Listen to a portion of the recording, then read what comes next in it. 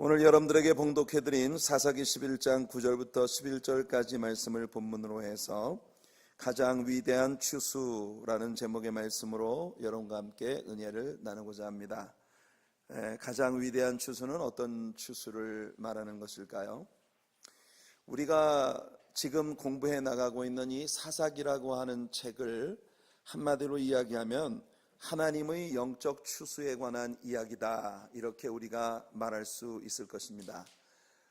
사사기 안에는 정말 형편없는 삶의 주인공들이 나옵니다. 여러 가지 정말 그 시대의 사람들에게 도무지 쓸만한 가치가 없어 보였던 그런 사람들, 그런데 하나님께서 그들을 붙잡으셔서 하나님의 위대한 역사를 이루시는 도구로 그 사람들을 들어 쓰신 이야기가 바로 이 사사기라고 하는 책이다, 이렇게 말할 수 있겠습니다. 그래서 사사기는 우리 하나님의 위대한 harvest, 이 추수에 관한 이야기입니다. 많은 영혼들, 이 세상에 있는 많은 사람들 안에서 영적으로 거두어들인 아름다운 열매들. 바로 지난 그 수요일 저녁에 우리는 기드온이라는 인물에 대해서 자세히 배웠어요. 이 기드온이라고 하는 사람이 미디안으로부터 나라를 구하기 위해 하나님 앞에 사사로 부름을 받고 나팔을 불어 군사들을 모았습니다. 그랬더니 모인 군사가 32,000명이었어요. 미디안 병력들은 나중에 그 죽은 사람들의 숫자를 다 합쳐서 보니까 약 한 14만 정도의 그 미디안 사람들이 모두 몰려왔는데 14만이나 되는 미디안의 병력에 비해서 32,000명이라고 하는 것은 아주 극히 적은 숫자이죠. 그러니까 기드온이 이 32,000명 가지고 어떻게 저 14만이 넘는 병력과 더불어 싸울 수가 있단 말이냐, 이런 판국에 하나님께서 기드온에게 말씀하시기를 너무 많다 그러십니다. 놀라운 이야기 아니겠어요? 그 32,000명 너무 많다. 그 사람들 중에서 아직도 겁내고 있는 사람들이 있으면 다 돌아가라고 해라. 그래서 기드온이 하나님 말씀을 듣고 32,000 병력을 향해서 너희들 가운데 아직도 마음속에 두려운 마음이 있는 사람들은 다 물러가라 그랬더니 22,000명이 떠납니다. 10,000명 남았어요. 아니, 하나님이 10,000명 데리고 어떻게 전쟁을 하겠습니까? 근데 하나님께서 하신 말씀이 아직도 많다 그러십니다. 아직도 많으니까 한 번 더 걸러라. 이번에는 이 군인들을 물가로 데리고 가서 물가에서 물을 먹는 모습을 보면서 이 사람들 가운데 정말 진정으로 하나님의 영광을 위해 싸울 의지가 있는 사람들, 스스로 억지로 끌려 나온 게 아니라 자기 자신이 의지를 가지고 이 하나님의 일을 위해서 뛰어들겠다고 하는 그런 결의를 가진 사람들을 뽑아내자. 그래서 물가에 데리고 갔더니 사람들이 그냥 아무것 생각 안 하고 다짜고짜 개처럼 엎드려가지고 물을 펄컥펄컥 먹는 그런 사람들은 다 골라내고, 이런 와중에도 목마름을 채우기 위해 물을 마시면서도 사방을 바라보면서 하나님의 전쟁을 하겠다는 의지를 가진 사람들을 골라냈어요. 300명 남았습니다. 14만이 넘는 병력과 더불어 싸우는데 300명 데리고 하나님이 나가라는 거예요. 기드온이 하나님 이거 너무하십니다. 이 300명 데리고 어떻게 저 어마어마한 미디안 사람들, 동방 사람들, 아말렉 사람들, 성경이 표현하고 있는 말대로 빌리자면 약대들을 세상에 메뚜기 떼처럼 타고 몰려온 저 수많은 사람들을 어떻게 이길 수가 있겠습니까? 그때 하나님께서 기드온에게 저 미디안 사람의 진영에 한번 내려가 봐라. 미디안 군인들의 마음속에 뭐가 있는지 내가 너한테 가르쳐 줄게. 그래서 기드온이 미디안 진영으로 내려갔더니 미디안의 보초를 쓰는 병사들끼리 자기들끼리 이야기하는 게 들리는 거예요. 그런데 그 병사 중에 하나가 하는 말이 내가 어젯밤에 꿈을 꿨는데 말이야, 꿈속에 보리떡 한 덩이가 미디안의 진영에 굴러 들어오는데 이게 그냥 오르내리면서 미디안 진영을 갖다가 완전 박살을 내버리더라는 거예요. 그러니까 그 옆에 있는 병사가 하는 말이 그건 틀림없이 저 기드온이라는 자를 두고 이야기하는 거다. 저 기드온이 보리개떡처럼 이 미디안 진영에 들어와 가지고 정말 미디안 진영을 갖다가 완전히 다 쓸어버릴 거야. 큰일 났다. 우리는 이제 저 하나님이 들어쓰시는 기드온이라는 자 때문에 우리는 전쟁에 망한다. 이러면서 병사들이 그들의 마음속에 있는 두려운 마음을 서로 이야기하고 있는 것을 기드온이 들은 거예요. 하나님께서 기드온에게 보여주고자 하시는 게 뭡니까? 여러분, 기드온이라는 사람은 그 인생을 보니까 진짜 개떡 같은 사람이었어요. 보리개떡 같은 사람이었어요. 우리가 어떤 참 형편없는 걸 보고 참 개떡 같다 이렇게 말하지 않습니까? 기드온이라는 사람의 인생이 정말 개떡 같았어요. 우리가 바로 지난 주일에 기드온이라는 사람이 얼마나 왜소한 체구에 겁장이고 비겁하고 사람들이 무서워가지고 말이에요, 포도즙들 속에 그 작은 체구를 숨기고 오늘날 먹을 거 얻기 위해서 밀을 까불면서 그냥 징징 울고 인생의 비애를 느끼고 있었던 처참한 인물 아닙니까? 그런데 그런 기드온을 다뤄서 하나님이 쓰신 거예요. 그런데 기드온이라는 사람의 인생을 나중에 보니까요, 세상에 부인이 얼마나 숫자가 많았는지 그 부인들에게서 낳은 아들이 70명입니다. 70명이나 되는 그 아들들, 거기에다가 여러분 그 이스라엘 사람들이 기드온과 기드온의 아들들에게 우리의 리더가 되어달라니 우리는 당신들의 리더가 될 자격이 없는 사람들입니다. 그러면서 대신 금을 다 가져오라고 그래가지고 그 금으로 에봇을 만들었어요. 자기들의 승리를 기념하기 위한 에봇을 만들었는데 나중에 이스라엘 사람들이 그 에봇을 우상을 숭배하는 것처럼 숭배하는 우상 숭배의 죄를 짓게 되는 일을 초래하고 맙니다. 결국 기드온이 죽고 난 다음에 이스라엘 사람들은 또다시 우상 숭배의 죄악에 빠져서 결국 하나님께 징계를 받아 큰 어려움을 겪게 되는 그런 일이 초래되는 것을 봅니다. 여러분, 기드온이라는 사람은 인생을 진짜 개떡같이 산 사람이에요. 그런데 이 스토리가 우리에게 보여주는 이야기가 뭡니까? 하나님은요, 개떡같이 보잘것없는 사람을 들어서 찰떡같이 쓰시는 분이시라는 거예요. 그런 인생도 하나님의 손에 붙들리면 하나님의 영광을 위해 아름답게 쓰임을 받을 수 있다는 겁니다. 사사기 안에 나오는 모든 사사들이 다 뭐 한두 가지씩 다 이런 핸디캡을 가지고 있는 사람들이에요. 그래서 사사기라는 책은요, 사람이 포기한 사람들을 하나님이 포기하지 않으시고 하나님이 들어쓰셔서 위대한 인물을 만들어주신 영적인 추수의 이야기라는 것입니다.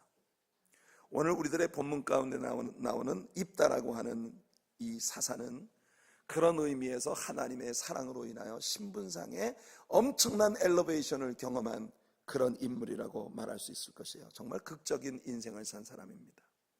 입다의 삶을 바꾸신 하나님, 바로 이 하나님에 대해 말씀을 나누면서 오늘날 우리 하나님께서 이 시대 우리들을 통해서 이루실 영적 추수에 대한 아름다운 갈망함을 우리 마음속에 품는 저와 여러분들이 되기를 예수님 이름으로 축원해 드립니다. 입다 이야기를 좀 해봅시다. 입다라는 사람은 기생의 아들로 이 땅에 태어난 사람입니다. 기생의 아들. 11장 1절부터 3절까지 나오는 말씀을 보면 입다의 출생에 얽힌 불행한 스토리가 아주 잔인하리만치 적나라하게 그렇게 묘사되고 있습니다. 그는 길르앗이라고 하는 한 유대인 남자가 창녀를 통해 낳은 아이였습니다. 우리 성경에 보면은 그 여자를 기생이라고 말을 했는데, 이 기생이라고 하는 단어가 히브리어 원어에 보니까 저렇게 되어 있습니다. 벤 이샤 자나. 이 벤이라고 하는 말은 누구누구의 아들이다 이런 말이에요. 이샤는 여자란 말이고, 자나, 이 자나라고 하는 말은요, 칼 동사로 쓰여질 때 to be a cult prostitute 라고 그렇게 번역되는 단어입니다. To be a cult prostitute, 무슨 말입니까? 우상을 숭배하는 이교의 공창, 바로 그 이교의 제사 여사제와 같은 그런 창녀라고 하는 그런 의미예요. 벤 이샤 자나, 그런 창녀의 아들로 이 입다라고 하는 사람은 이 땅에 태어났다는 것입니다. 성경은 아주 원색적인 단어를 그대로 사용하고 있는 것입니다. 이야기의 순서로 미루어 볼 때 입다의 출생에 얽힌 스토리는 이렇습니다. 길르앗이라고 하는 남자가 본부인이 있는데 그 본부인이 아들을 낳지 못했어요. 그랬을 때에 이 입다가 길르앗이 나가서 창녀를 통해서 입다라고 하는 아들을 낳은 것이에요. 그런데 얼마간 시간이 지나고 난 후에 길르앗의 본부인도 아들들을 낳았습니다. 그러니까 이게 문제가 된 겁니다. 이 입다라고 하는 아들은 졸지간에 정말 그 길르앗의 아내로 입적될 수 없는 이방 창녀의 아들 서자가 되어버리고 만 것이에요. 그러니까 그 후에 낳은 이 길르앗의 적자들에 의해서 입다는 아주 멸시를 받게 됩니다. 게다가 2절에서 입다를 보고 이 본부인의 아들들이 다른 여인의 자식이라고 그렇게 부릅니다. 이 다른 여인의 자식이라고 하는 이 구절을 이 히브리어 원어에서 보면은 벤 이샤, 아까 똑같은 말이죠. 이 여자의 아들이에요. 근데 여자가 어떤 여자냐면은 아헤르라고 하는 여자의 아들이다. 그 아헤르가 뭐냐? 이 아헤르라고 하는 말을 킹 제임스 버전에서는 strange라고 이렇게 번역을 했습니다. 물론 other, another, 다른이라는 그런 의미도 있지만 strange. 그래서 킹 제임스 버전에서는 다른 여자의 아들이라고 하는 말이 이렇게 되어 있어요. You are the son of a strange woman. You are the son of a strange woman. 이 strange woman의 여자다. 그런데 이 strange라고 하는 이 말은 히브리 사람들에게 있어서 주로 이방인들을 일컫는 그런 언어로 사용이 되어지던 말이라고 하는 것이에요. 그래서 분명히 입다를 낳은 이 장녀는 이방인 여자로서 길르앗에게 입다라는 아들을 낳은 그런 여인이 틀림없습니다. 그러니까 이런 출생상의 스토리로 인하여 입다라고 하는 사람은 본부인의 아들들에게 멸시를 받았고 사회에서도 개처럼 여김을 받는 그런 아주 힘겨운 그런 삶을 살 수밖에 없는 환경이었던 거죠. 결국 그는 본부인의 아들들에게 쫓겨나 도비라고 하는 지역으로 피신을 갑니다. 이 도비라고 하는 땅은 여러분들 지도에서 보시는 대로 팔레스타인의 가장 동쪽 끝에 위치하고 있는 그런 광야지대로서 거기에서 조금 더 나가면 바로 시리아 사막입니다.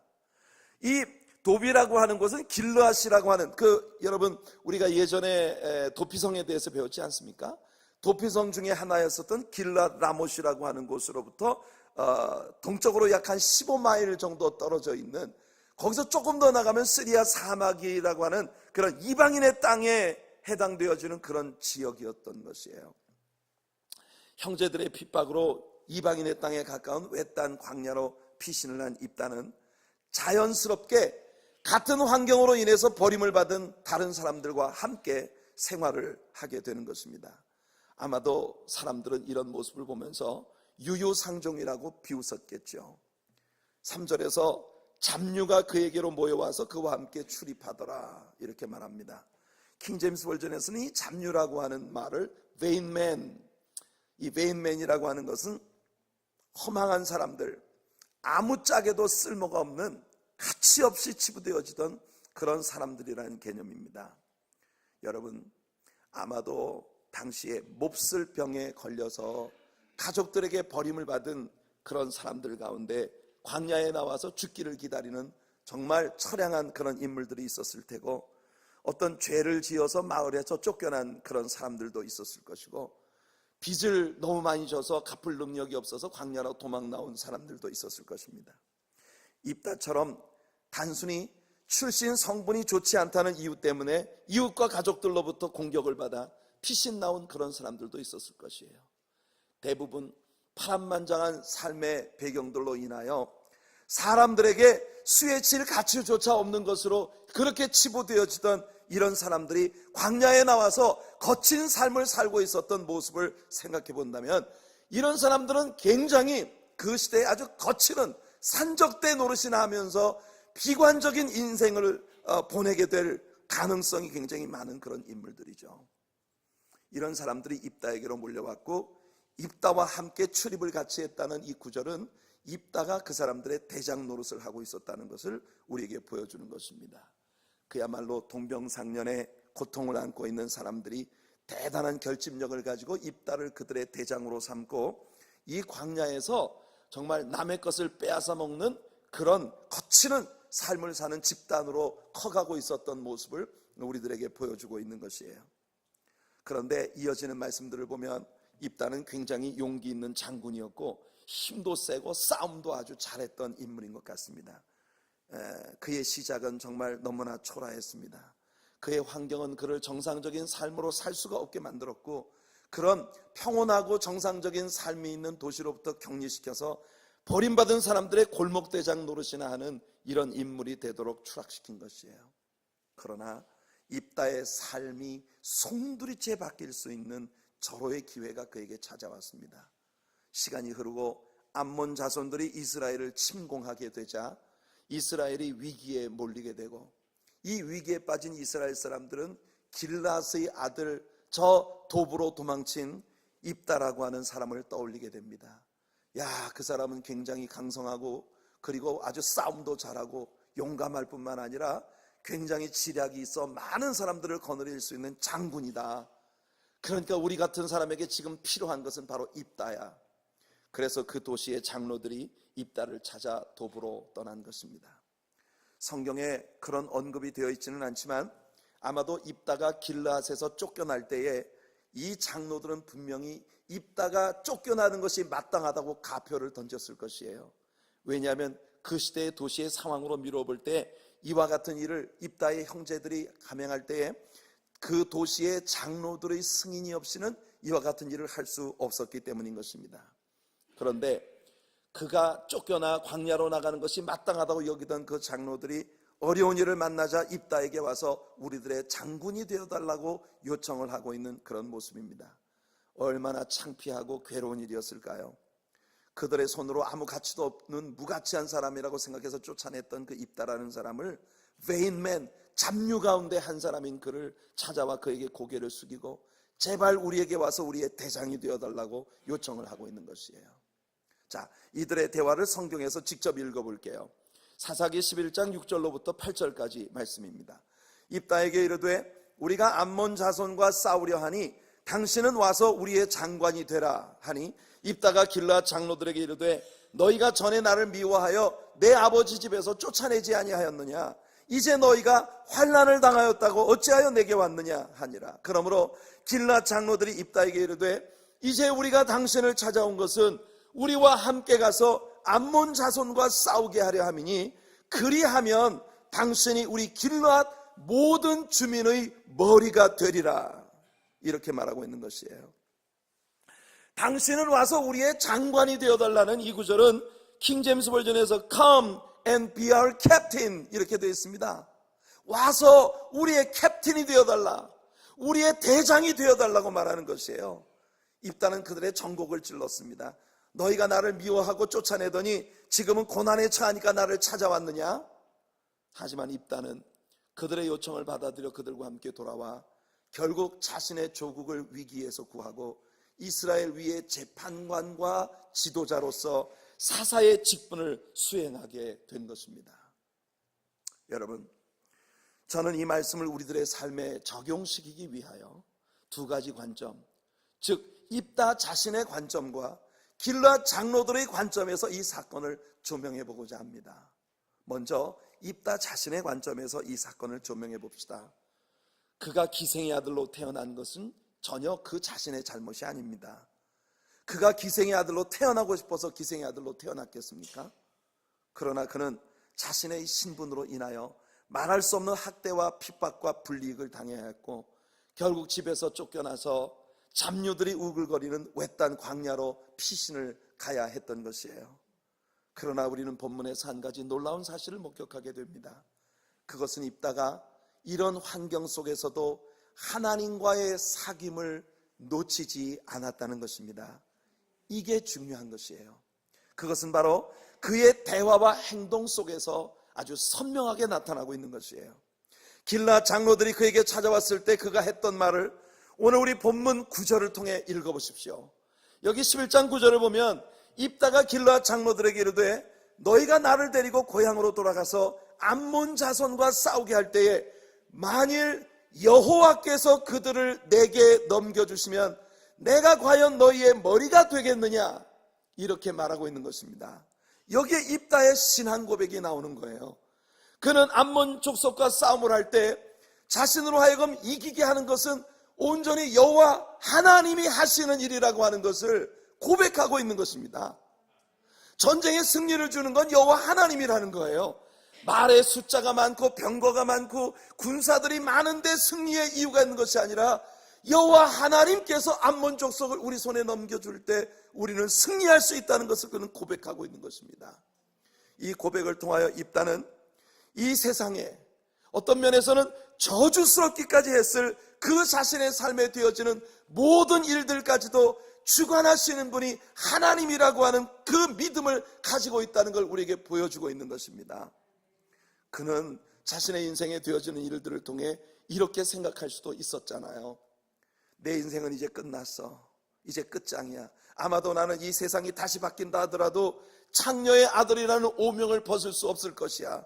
내가 아무리 애를 쓰고 노력을 하면 뭐해?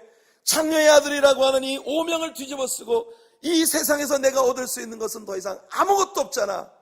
그렇게 비관을 하고 자기 자신을 함부로 내팽개쳐 버렸다면 그의 삶엔 더 이상 소망이 없었을 것입니다. 더욱이 버려진 그의 곁에 베인맨, 소위 잡녀라고 번역하고 있는 그런 온갖 사람들이 그 곁에 와서 들끓고 있는 것이에요. 만일 그가 그 인생을 자포자기했다면 그는 오늘날로 말하면 마약이나 술 같은 것에 빠져서 자신의 외로움과 공허를 달래기 위해서 정말 엉망이 되어버린 삶을 살았을 것이고, 힘이 세고 싸움을 잘하는 사람이므로 그의 곁에 몰려드는 잡녀들 가운데 싸움 잘하는 사람들을 이끌고 나가 폭력배 노릇이나 하는 소위 모래시계파, 이런 거를 만들어서 정말 지나가는 나그네들의 돈이나 빼앗고 먹을 것이나 빼앗아 먹는 이런 사람이 될 수도 있었던 것이에요. 여러분, 이렇게 사회로부터 버려지고 비참하게 광야에 나와 사는 사람들은 굉장한 충성도를 가지고 있었을 것입니다. 무슨 일이든지 입다 곁에 와서 형님 말씀만 하십시오, 형님. 이런 부류의 사람들이 입다의 곁에는 얼마든지 있었을 것이고, 입다는 그들의 대장 노릇을 할 수 있는 그런 사람이 될 수 있었을 것이란 말입니다. 하지만 그는 자신에게 다가오는 이 모든 일들이 다 주님의 손에 있다는 걸 믿었던 사람입니다. 내게 되어진 이 모든 일들이 하나님께서 허락하신 일이기 때문에 반드시 내 삶에 하나님이 다시 변화의 기회를 주실 것이라고 믿고 하나님을 바라보며 하나님과의 교제의 끈을 놓치지 않았기 때문에 이 엉망이 될 수 있는 위기 가운데서도 입다는 자신의 삶을 지킬 수 있는 사람이 되었다는 것이에요. 주님이 그를 들어 쓰고자 하실 때, 주께서 그를 사용하고자 하실 때 주님이 들어 쓰실 수 있는 그릇이 될 수 있기 위해 그는 자신의 삶을 유지하고 있었다는 것입니다. 11절을 보세요. 오늘 우리들의 본문 11절을 보면 기막힌 이야기가 나옵니다. 입다가 길르앗 장로들과 함께 돌아왔을 때 제일 먼저 그가 한 일이 뭡니까? 여러분, 자신이 길르앗의 우두머리가 되어 돌아왔으니 제일 먼저 그가 하고 싶었던 일이 뭘까요? 일반적으로 우리 보통 사람의 마음으로 생각을 한다면 우리는 분명히 길르앗에 돌아오자마자 제일 먼저 입다가 하고 싶었던 일은 아마 자기를 괴롭혔던 그 형제들에게 복수하는 일이 아니었겠습니까? 그러나 하나님이 쓰시는 사람들은 그렇지 않은 사람들이었어요. 전에 우리가 창세기에서 요셉에 대해 배웠습니다. 요셉이라고 하는 사람이 얼마나 그 형제들에게 미움을 받아 엉망이 되어버린 삶을 살았습니까? 애굽의 종으로 팔려가서 그 노예 시장에서 얼마나 수치스러운 일들을 당했고, 보디발이라는 사람의 집에 들어와 충성스러운 종으로 일을 했지만 결국 그에게 돌아온 게 뭐예요? 보디발의 아내에게 누명이 뒤집어 씌워져서 결국 그가 충성을 다했던 그의 주인 보디발은 이유조차 묻지 않고 그를 감옥에 던져버렸잖아요. 이런 모든 삶 가운데에서 요셉이 훗날 애굽의 총리 대신이 되었을 때 성경은 그 어느 곳에서도 총리 대신이 된 요셉이 자신에게 괴로움을 준 사람들에게 복수를 했다는 이야기가 나오지 않습니다. 하나님이 들어 쓰시는 인물들은 다 그런 스타일의 사람들인 것 같아요.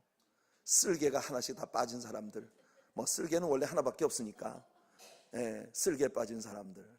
예전에 우리 임직식 때 오셔서 축사를 하셨던 정순원 목사님이 쓸개를 이제 병이 들어가지고 쓸개를 제거를 했어요. 그래가지고 그 후에 그 목사님을 만났더니 난 쓸개 빠진 놈입니다 이렇게 얘기를 하시더라고요. 진짜로 하나님께서 들어 쓰시는 사람들은 보면 정말 쓸개 빠진 사람들 같은 그런 사람들이 되는 것 같아요. 돌아오자마자 입다가 한 일이 뭐냐? 성경을 읽어봅시다. 이에 입다가 길르앗 장로들과 함께 가니 백성이 그를 자기들의 머리와 장관을 삼은지라. 그리고 말합니다. 입다가 미스바에서 자기의 말을 다 여호와 앞에 아뢰니라. 여러분, 길르앗의 우두머리가 되어서 돌아온 입다가 제일 첫 번째 한 일은 뭐냐 하면은 미스바라고 하는 광야 지대에 나가서 하나님께 기도한 일이었다는 것입니다. 자신의 삶에 되어진 모든 일과 자신이 해나가야 할 이 모든 일들, 자기에 관한 모든 일들을 여호와 하나님 앞에 아뢰는, 미스바로 나가서 하나님 앞에 기도하는 일이 그가 대장이 되어서 돌아와서 행했던 첫 번째 일이었다는 것이에요.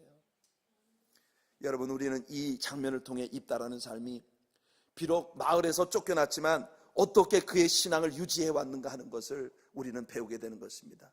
성경은 언급하고 있지 않지만은 필경 아마 형제들에게 쫓겨서 도부로 피난할 때도 미스바에 와서 하나님 앞에 기도하고 갔을지도 모를 일입니다. 미스바라고 하는 곳에서 입다는 하나님 앞에 기도로 그의 사역을 시작하고 있다는 것이에요. 사랑하는 성도 여러분, 오늘 입다의 케이스를 여러분 자신에게 한번 적용시켜 보시기 바랍니다. 성경에 하나님께 쓰임받은 사사들 모두가 다 우리와 같은 필부 중에 하나입니다. 평범하게 이를 데 없는 보통 사람들 중에 하나예요. 어느 사람들도 처음부터 탁월하게 태어났기 때문에 하나님이 그를 특별히 들어 쓰시는 사람은 없습니다. 우리들 같이 평범하게 이를 데 없는 죄인들을 들어서 하나님의 위대한 역사를 위해 하나님이 사용하시는 것이에요. 오늘 여러분들은 어떤 상황에 놓여 계신가요? 혹시 삶의 모든 것을 포기하고 싶은 충동을 느낄 만큼 여러분의 삶에 피곤하고 지쳐 있지는 않으신가요? 난 틀렸어. 아무리 노력해도 여기서 조금 더 나아질 수가 없어. 내 나이가 몇 살이야? 내가 여기서 무슨 더 이상의 진전을 기대할 수 있겠어? 혹시 여러분들이 이런 생각을 하고 계신 것은 아닌지요? 입다의 슬픈 출생의 스토리는 입다를 사회로부터 완전히 격리시켜 버렸습니다. 하지만 입다는 비록 세상 모든 사람들로부터 격리되었어도 하나님께로부터는 절대 격리되지 않았다는 것입니다. 이것이 가장 큰 축복의 열쇠입니다. 성도 여러분, 세상이 여러분에게 무엇을 어떻게 하든, 사람들이 여러분에게 무엇을 어떻게 하든, 여러분들의 삶의 상황이 물질적인 면에서, 경제적인 면에서, 사회적인 면에서 다른 주변의 사람들로부터 어떤 일을 만나든 이것 하나 기억하시기 바랍니다. 여러분들의 하나님은 절대로 여러분을 버리지 아니하신다는 것입니다. 여러분들의 하나님은 언제나 여러분을 주목하고 계시고 여러분과 함께 하시며 여러분들의 삶을 축복하셔서 여러분들의 삶의 새로운 전기를 허락하시는 하나님이시라는 걸 믿음으로 바라보는 저와 여러분들이 되기를 예수님의 이름으로 축복해드립니다. 세상은 우리를 고독함과 외로움과 상처 가운데 빠뜨려 놓았을지라도 하나님은 언제나 우리 곁에 함께합니다. 사람들은 여러분들에게 조건을 제시할 거예요. 당신이 나와 친구가 되려면, 당신이 나와 사귀려면 이러저러한 사람이 되라. 그러면 당신과 사귀겠다, 당신과 결혼하겠다. 우리는 우리 곁에 다가올 사람들을 우리가 선별합니다. 그래서 여러분, 우리들의 마음에 드는 사람들을 우린 친구로 삼고 내 마음에 들지 않는 사람은 왕따를 시킵니다. 그것이 오늘 이 세상의 모습이에요. 그러나 우리 예수님은 누가 예수님 곁으로 다가올지를 결정하는 일에 어떤 조건도 제시하지 않으시는 분이라는 겁니다. 수고하고 무거운 짐진 자들아 다 내게로 오라, 내가 너희를 쉬게 하리라. 마태복음 8장에 보면 예수님의 이 말씀이 공허한 헛소리가 아니라는 것을 증명해 주시는 말씀이 나옵니다. 예수님께서 산 위에서 제자들을 가르치시고 산에서 내려오실 때 많은 사람들이 예수님을 따르고 있습니다. 그때 갑자기 한 문둥병자가 예수님께 가까이 다가와 그 앞에 엎드려 경배를 드리며 주여, 당신이 원하시면 나를 깨끗게 하실 수 있나이다. 주여, 당신이 원하시기만 한다면 나를 깨끗게 하실 수 있나이다. 이 일은 엄청난 사건입니다. 이 사람은 문둥병자이기 때문에 많은 군중들 앞에 가면 unclean, unclean 입을 가리고 바람결에라도 이 병이 전염이 될까봐 나는 부정하다, 부정하다 외쳐서 사람들이 그에게 근접하지 못하도록 해야 할 사람입니다. 그렇지 않으면 이 사람들은 사람에게 돌에 맞아 죽습니다. 그게 법이었습니다. 그런 그가 많은 군중들 사이를 헤집고 예수님 앞에 나와 자신이 문둥병자라는 고백과 함께 예수님, 당신이 원하시면 나를 고칠 수 있습니다. 만일 예수님이 받아주지 않으시면 이 사람은 그 자리에서 돌에 맞아 죽을 자리에 나아간 것이에요. 예수님이 그에게 뭐라고 말씀하십니까? Sure, I want. Be cleansed.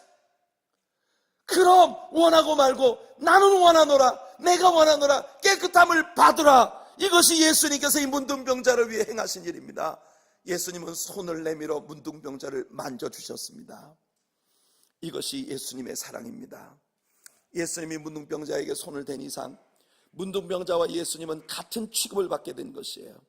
기꺼이 예수님은 그런 자리에 나아가 그 사람을 만져주시고 그를 치료해 주신 것이에요. 사랑하는 성도 여러분, 예수님의 시각으로 세상을 보고 예수님의 마음으로 사람을 볼 수 있는 저와 여러분들이 되기를 예수님 이름으로 축원해 드립니다. 예수님은 인자에 온 것은 잃어버린 자를 찾아 구원하기 위한 것이라 하셨고, 많은 사람들을 위해 내 생명을 대속물로 주기 위한 것이라 말씀하셨어요. 이사야 선지자는 그의 시대로부터 오랜 후에 오실 예수님 메시아의 사역에 대해 이렇게 예언했습니다. 주 여호와의 영이 내게 내리셨으니 이는 여호와께서 내게 기름을 부으사 가난한 자에게 아름다운 소식을 전하게 하려 하심이라.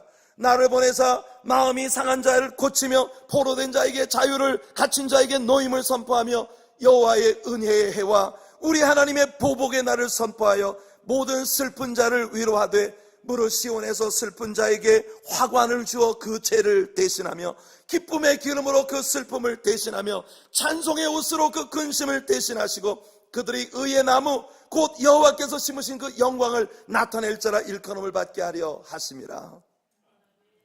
사람들이 버린 사람을 의의 나무라 호칭을 받게 하실 것이라는 말입니다.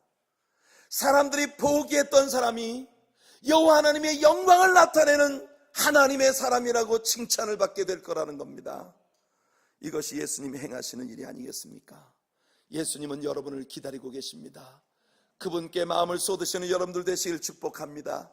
그럴 때 예수님은 여러분들을 들어 여러분들의 삶의 거룩한 영적 추수를 이루어 내실 것입니다. 머리에 뒤집어 쓴 죄를 벗겨내시고 찬송의 옷을 여러분들에게 입혀주실 것이며, 이 문둥병자처럼 예수님께 의뢰하고 나아가기만 한다면 주님이 여러분에게 같은 말씀을 주실 것입니다. Sure, I want be cleansed. 내가 원하노라. 내가 원하노라. 내 소원이 바로 그것이다. 세례요한이 예수님께 사람을 보내 오실 그분이 당신입니까? 아니면 우리가 다른 사람을 기다려야 합니까? 질문했을 때 예수님이 이렇게 말씀하십니다. 예수께서 대답하여 이르시되 너희가 가서 듣고 보는 것을 요한에게 알리되 맹인이 보며 못 걷는 사람이 걸으며 나병 환자가 깨끗함을 얻으며 못 듣는 자가 들으며 죽은 자가 살아나며 가난한 자에게 복음이 전파된다 하라. 성도 여러분, 늦지 않았습니다. 포기하지 마십시오. 주님께 오십시오. 그분이 바로 여러분의 삶을 만져주실 것이며 여러분들의 삶의 변화를 주실 것입니다. 주님을 신뢰했던 입다에게 일어난 놀라운 변화가 여러분들의 삶에도 나타나 영적인 엄청난 추수의 아름다운 의의 나무들로 생을 받는 여러분들 되시기를 예수님의 이름으로 축복해드립니다. 마지막으로 길르앗 방백들과 입다의 형제들의 관점에서 입다의 삶을 한번 조망해 봅시다. 우리 주변에는 입다와 같은 사람들이 너무나 많습니다. 그 사람들에 대해서 우리는 어떻게 하고 있으며 앞으로 어떻게 해야 할 것입니까? 오늘 이 성경은 우리들에게 아주 자명한 교훈을 안겨주고 있는 거예요. 우리 주변에 많은 사람들이 그들 나름대로의 약점을 가지고 있습니다. 형제의 약점을 들추어서 형제를 정죄하고 따돌리고 이와 같은 일을 하는 건 하나님의 자녀들의 삶이 아닙니다. 오히려 그들을 감싸주고 그의 상처를 치료하기 위해 하나님께 중보의 기도로 그를 껴안고 나아가는 것이 그리스도인들이 이 세상에서 해야 할 일이 아니겠습니까? 그것이 우리 교회의 모습이 되고 우리 교회의 리더십들의 모습이 되고 그것이 우리들 모두의 모습이 되기를 예수님 이름으로 축원해드립니다. 만일 우리가 어떤 사람을 무시하면 반드시 하나님께서 그것을 후회하게 하실 것이에요. 길르앗의 장로들은 결국 자신들의 손으로 내쫓았던 입다를 찾아가 우리들의 캡틴이 되어달라고 고개를 조아리게 되었습니다. 교회는 예수님의 마음을 가진 사람들의 모임이 되어야 합니다. 상처받고 소외된 사람들을 치료하고 그들을 포용하기 위하여 우리가 이곳에 존재하는 것이지, 사람들을 선별해서 이 사람이 우리 편이 될 수 있는지 아닌지를 결정하기 위해 우리가 여기 있는 것이 아니에요. 여러분들이 어떤 학교에 입학하려면, 어떤 회사에 들어가려면 거기서 여러분들 그 회사나 그 학교가 원하는 사람인지 아닌지를 결정짓기 위한 시험을 여러분들 치러야 합니다. 그리고 면접을 치르게 됩니다. 인터뷰를 통해 그 사람들이 뭘 살핍니까? 이 사람은 우리 회사에 들어와도 좋은 인성을 갖고 있는지, 우리 회사가 필요한 일에 써먹을 수 있는 준비된 사람인지, 이런 것들 보기 위해 샅샅이 이 사람의 이력을 살피고 그 사람과 대화를 나누며 보는 거 아니겠습니까? 여러분, 교회는 그런 회사도 아니고 학교도 아닙니다. 누구라도 당신은 내 마음에 맞지 않으니 당신이 나가든지 내가 나가든지 둘 중에 하나를 해야 된다고 생각한다면 그 사람은 교회라는 공동체가 진정으로 어떤 단체인지를 아직 모르고 있는 사람인 것이에요. 성도 여러분, 우린 모두 예수님의 마음을 갖기를 바랍니다. 예수님의 마음을 가지고 모든 사람들을 대하기를 바랍니다.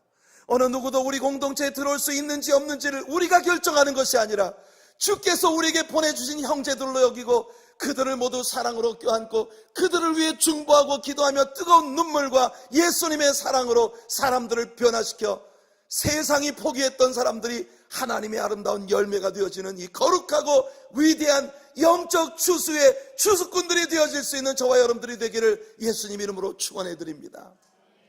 사마리아 수가성에서 모든 사람이 포기했던 우물가의 여인을 구원하신 예수님이 제자들에게 하셨던 말씀이 오늘 예배가 시작될 때 제가 여러분들에게 들려드렸던 인비테이션 성경 구절입니다. 사람들은 앞으로 넉 달이 지나야 추수할 때가 온다 하지만 내가 보기에는 휘어져 추수하게 되어진 곡식이 온 산천에 충만하도다. 그러므로 너희는 추수할 일꾼들을 보내어달라고 추수의 주인에게 가서 고하라고 말합니다. 성도 여러분, 이것이 예수님의 시각입니다.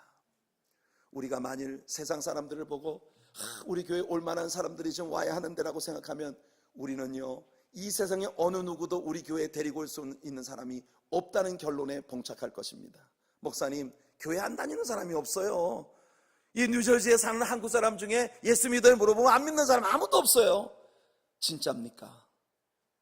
여러분, 세상에 있는 모든 사람이 예수님의 도움을 필요로 하는 존재라는 관점에서 우리가 접근하게 된다면 이 세상은 휘어져 추수하게 되어진 알곡들이 출렁이고 있는 우리 주님의 농토입니다. 하나님께서 우리들에게 이와 같은 시각을 허락하셔서 2017년 우리들의 새로운 추수감사절을 맞이할 때 우리는 올해보다도 더 의미 있는 영적 추수의 아름다운 열매들을 우리 곳간에 가득히 우리 하나님 앞에 올려드릴 수 있는 그런 은혜가 있기를 예수님 이름으로 축원해 드립니다. 지금으로부터 약 40년, 50년 전 칼버리 채플이라고 하는 교회가 이 캘리포니아에 처음 세워졌었을 때, 여러분, 그때 당시에 미국은요, 월남전에 수많은 젊은이들이 끌려가 죽임을 당하고 삶의 비애를 느낀 젊은이들이 찢어진 청바지를 입고 위통을 벗어제치고 맨발로 저 캘리포니아의 해변가에 모여서 통기타 하나 들고 정말 자신들의 인생을 완전히 포기한 그런 히피의 물결로 넘실대고 있었던 시대입니다. 여러분, 그 수많은 삶을 포기했던 히피 청년들이 척 스미스 목사님의 말씀을 듣고 교회로 몰려오기 시작했습니다. 그 시대의 히피들은요, 25살 이상 나이를 먹은 사람들하고는 대화가 안 된다고 여기고 있었던 사람들입니다. 그들은 좀처럼 어른들의 말을 듣지 않았던 시대예요. 그런데 척 스미스 목사님에게로부터 들려지는 순수한 성경의 가르침을 배울 때 그 속에서 그들은 예수님을 발견한 것이에요. 그래서 지저스 무브먼트라고 하는 미국의 또 하나의 영적인 커다란 어웨이크닝 무브먼트가 일어나게 된 것입니다. 이 지저스 무브먼트라고 하는 이 영향이 바로 엑스플로 74라고 하는 1974년 여의도 광장에서 열렸던 여러분 수많은 한국의 젊은이들을 그리스도로 이끄는 놀라운 영향을 가져다 주었습니다. 그런 척 스미스 목사님이 목회를 하던 교회가 그 히피들로 인해 날마다 교회가 성장을 했어요. 그래서 여러분, 어느 날 그 교회가 큰 성전에 칼펫을 새로 싹 깔았어요. 장로님들이 볼 때는 이 얼마나 값이 나가는 칼펫인데 이 좋은 칼펫으로 성전을 다 깔았으니 히피들이 맨발로 그냥 막 들어오면 안 되겠다. 그래가지고 성전 문 앞에다가 No Barefoot 간판을 써붙였어요. 그런데 청 목사님이 제일 먼저 와가지고 그 간판을 보고 내가 이 간판을 제일 먼저 본 것을 감사합니다. 팍팍 찢어버렸어요. 그리고 장로님들을 불러놓고 그들에게 이야기했습니다. 장로님들, 우리가 이 새 칼펫을 깔았기 때문에 저 젊은 아이들이 맨발로 돌아다니는 저 히피 아이들이 우리 교회에 들어올 수 없다면 우리 칼펫 다시 다 걷어냅시다. 이거 다 걷어내고 우리 그냥 맨 시멘트 바닥에 그냥 누구나 와서 앉아서 예배를 드릴 수 있도록 합시다. 그런 사랑이 히피로 인해서 마약 중독이 되고 알코올 중독이 되고 이 세상의 비관적인 그런 마음에 빠져서 저 거리를 헤매이던 수많은 청년들을 변화시켰습니다. 이스트 LA의 거리의 깡패로 수많은 사람들을 괴롭히던 라리스라고 하는 히스패닉계 청년이 있었습니다. 그 사람이 오늘날 칼버리 채플 골든 스프링스라고 하는 교회를 목회하고 있는 목사로 Somebody Loves You 크루세이드라고 하는 이 크루세이드를 통해 매년 수천 명의 젊은이들을 주님께로 이끄는 그런 위대한 전도자가 되었습니다. 마이크 맥킨타시라고 하는 사람이 처음 청 목사님을 만났을 때 이 사람은요 마약에 중독이 돼가지고 목사님 내 뒤에 골이 뚫어져가지고 지금 내 브레인이 지금 다 흘러내리고 있어요. 이거 좀 막아주세요. 이러고 왔었던 세상에 어느 누구도 감당할 수 없었던 그런 젊은이였습니다. 그런 그가 척 스미스 목사님의 그와 같은 사랑에 녹아져서 오늘날 샌디에고의 가장 유명한 호라이즌 채플이라고 하는 여러분 수만 명의 신자들이 모이는 교회의 목사로 여러분 400여 개가 넘는 라디오 스테이션에서 매일 복음을 전하고 있는 그런 목사가 된 것입니다. 그레그 로리라고 하는 사람을 여러분들은 아마 잘 아실 것입니다.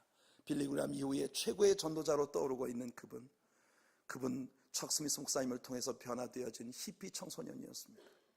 1년 동안 양치 한 번 안 하고 1년 동안 머리 한 번 안 감고 그렇게 사는 것이 자유라고 믿고 있었던 그 가치관을 잃어버린 젊은이들을 다시 교회로 몰려들게 하고 그리고 주님의 복음 앞에 무너지게 하고 새로운 사람들이 되게 만든 위대한 역사는 그렇게 벌어진 것입니다.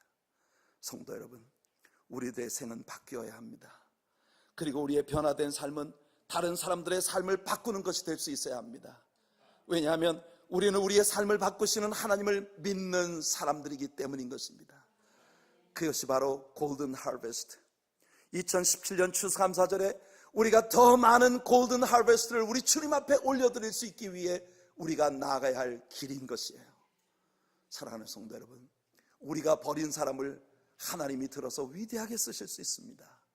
그러므로 우리는 하나님의 손길 앞에 모든 사람들을 위탁하며 우리 교회의 사역의 영역을 넓혀갈 수 있는 그런 우리 하나님의 사랑교회와 성도님들이 되기를 예수님 이름으로 축원해 드립니다.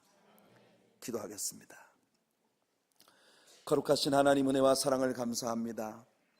오늘 하나님 앞에 우리들이 모여서 입다라고 하는 한 사람을 바꾸어 그를 이스라엘의 사사가 되게 하신 장면을 배웠습니다. 우리들에게 귀한 기회를 주셔서 감사합니다. 입다라고 하는 사람들이 버렸지만 하나님이 그를 붙들어 하나님의 역사를 위한 위대한 일꾼이 되게 하셨는데 아버지, 혹시 우리들의 지난 시간들 동안 이런 실수로 아까운 사람들을 버린 것은 아닌지 포기한 것은 아닌지 돌아볼 수 있게 하여 주시옵소서. 오늘 이 가운데는 입다와 같은 형편에 있는 지체들이 있을 것입니다.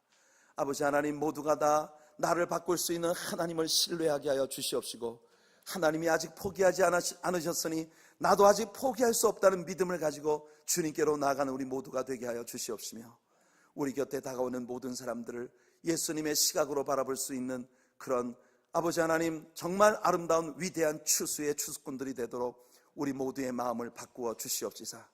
우리가 섬기는 교회가 이 세상의 많은 영혼들을 하나님의 알곡으로 추수하여 천국 국간에 드릴 수 있는 그런 거룩한 영적 추수의 위대한 교회가 될 수 있게 도와주시옵소서.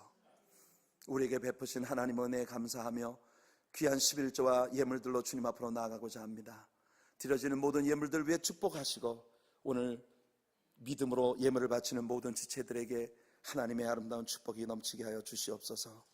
모든 은혜를 감사하며 예수님의 이름으로 기도하옵나이다. 아멘.